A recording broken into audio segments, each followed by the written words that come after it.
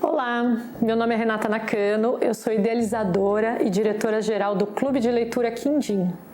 Hoje eu vim aqui conversar com vocês sobre um tema que desperta muitas dúvidas entre os nossos assinantes, que é leitura para bebês. A gente percebeu que existem 3 tópicos que norteiam as principais dúvidas entre os nossos assinantes, que são: será que a criança vai entender o livro se ele tiver alguma palavra que ela desconheça ou algumas palavras que ela desconheça? Qual que é o melhor momento para ler com um bebê? Ou ainda, como ler com o bebê? Por isso eu separei aqui algumas dicas que vão ajudar nesses 3 tópicos e também outras que vão estimular o interesse dos bebês pelo livro. Como são muitas, a gente acho que vai demorar um pouquinho, então a gente dividiu esse vídeo em 2 partes. Você pode conferir a segunda no link aqui na descrição do vídeo, lá no nosso canal. Antes da gente começar, vamos lembrar que cada criança é única, então não são regras rígidas. É muito importante que você observe o seu bebê, que você preste atenção nele para ver como que ele funciona, qual que é a dinâmica, como é que é a interlocução com aquela pessoinha. Bora lá para as dicas? Dica número 1. Afeto. Nada é mais importante do que você se entregar na leitura. Que você se encante, que você se jogue, que você se entregue. Nada é mais potente do que o seu olhar de encantamento. Porque esse é o olhar de encantamento de quem ele mais ama. Dica número 2. Acessibilidade. Da mesma maneira que você deixa os brinquedos disponíveis para a criança, é importante que você deixe também os livros, para que elas possam acessar quando elas estiverem mais disponíveis também para leitura. Alguns pais ficam com medo: será que meu filho não vai rasgar, não vai pôr na boca, não vai estragar o livro? As crianças também acabam estragando alguns brinquedos no meio do caminho. Acho que isso faz parte da apropriação que ela faz do objeto e do entorno. Então, com certeza, alguns livros vão ser rasgados, mas ao mesmo tempo vocês vão estar desenvolvendo a motricidade fina dela, ela vai estar conseguindo entender melhor o modo de funcionamento daquele objeto, que é muito diferente de outros. Por isso que tem gente que fica esperando, por exemplo, para livro para bebê, entregar apenas livros cartonados, que é aquele papel bem durinho, né? Ou livros para banho, que são aqueles livros de plástico, ou livros sensoriais. Eles são interessantes, mas eu acho que é muito importante a gente permitir que a criança tenha acesso ao papel, porque o papel ele é mais difícil de ser manuseado. Por exemplo, eu tenho 2 filhas, a Manuela, que tem 1 ano e meio, e a Clarice, que tem 3.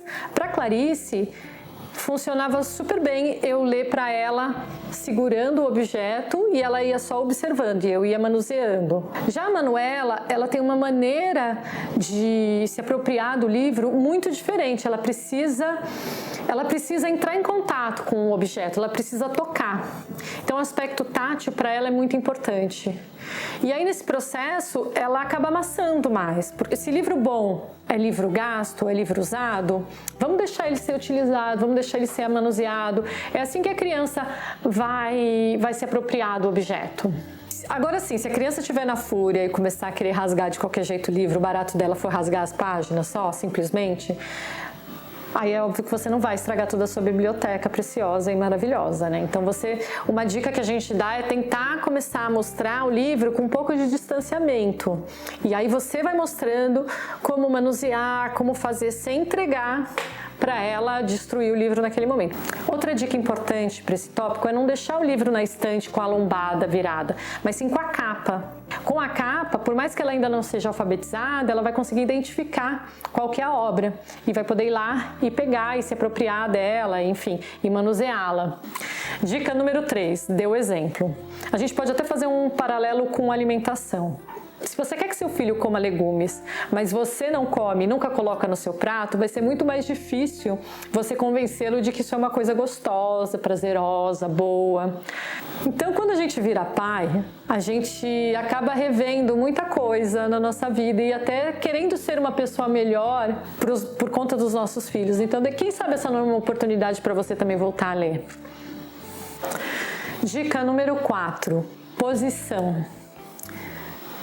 Não existe muito regra sobre qual que é a melhor posição. Você pode ler deitado, você pode ler sentado, você pode ler no sofá, no chão, como você e o seu filho se sentirem mais confortáveis. A única recomendação que a gente dá é que leiam com livro virado para a criança. Livro infantil não é só livro de palavras, é livro de palavras e de imagens. O projeto gráfico, o design do livro é muito importante. Então leia sempre com o livro orientado para que a criança esteja vendo. Dica número 5. Presença. O momento da leitura costuma ser um momento em que você consegue estar disponível para a criança, 100% disponível.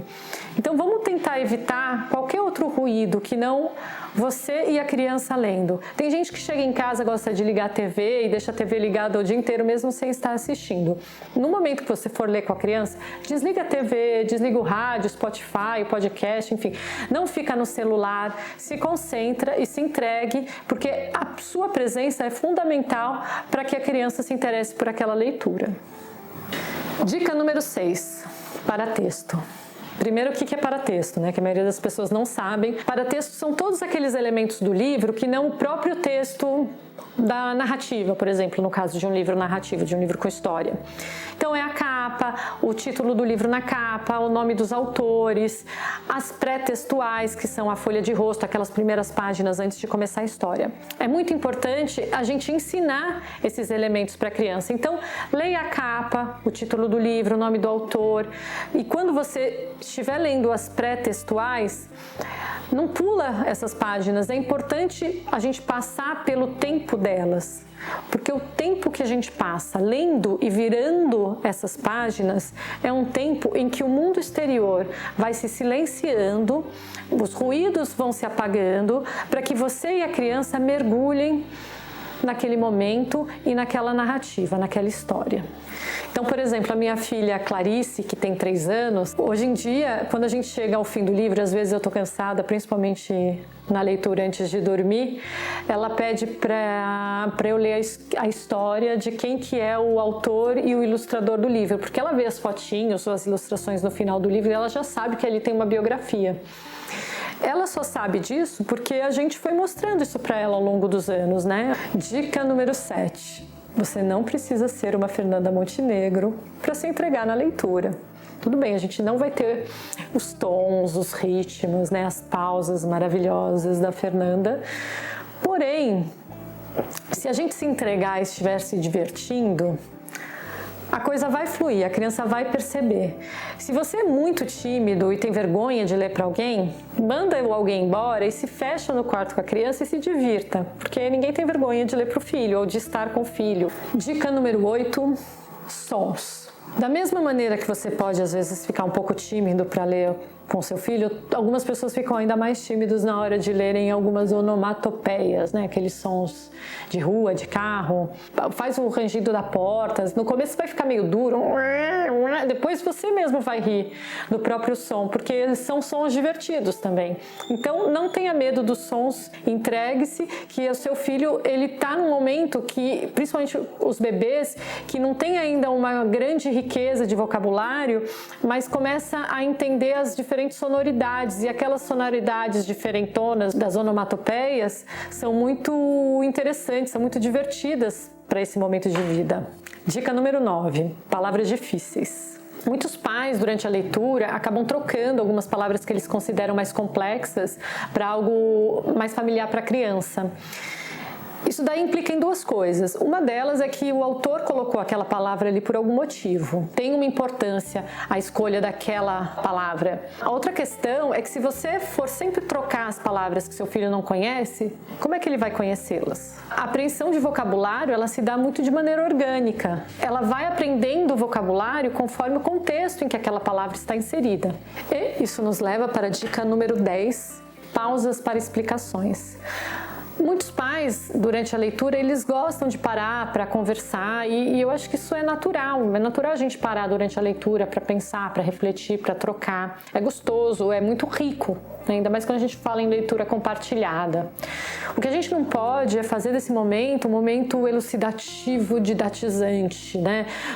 Adotar um ar professoral. Quando a gente fala em leitura compartilhada, A gente está falando em compartilhamento. Isso daí pressupõe uma relação horizontal de você com seu filho, cada um contribuindo. Na leitura compartilhada, a gente tem dois olhares. A gente tem o olhar da criança, que é um olhar mais livre, um olhar com menos preconceito, um olhar que não categorizou o mundo em caixinhas e que tende por isso a fazer associações a que nós adultos não conseguimos mais. O adulto, por outro lado, contribui com um olhar de experiência, um olhar de repertório e o encontro desses dois olhares, ele é muito rico, ele é muito potente, tanto para o leitor criança quanto para o leitor adulto. Então é isso, gente. Espero que vocês tenham gostado do vídeo. Muito obrigada por assistir até aqui. E se você gostou das dicas ou experimentou elas com seus pequenos, deixa aqui nos comentários que eu vou adorar saber. Também, se você quiser deixar sugestões de temas que você gostaria de ver, pode comentar, que eu estou sempre lendo as mensagens e a gente está querendo trazer muitas novidades no nosso canal. Deixa o seu like no nosso vídeo, se inscreve no nosso canal e ativa o sininho para receber notificações. Em breve a parte 2 vai subir aqui no canal, então se você estiver vendo esse vídeo alguns dias depois dele ter subido, já corre lá que a parte 2 vai estar no ar, tá bom?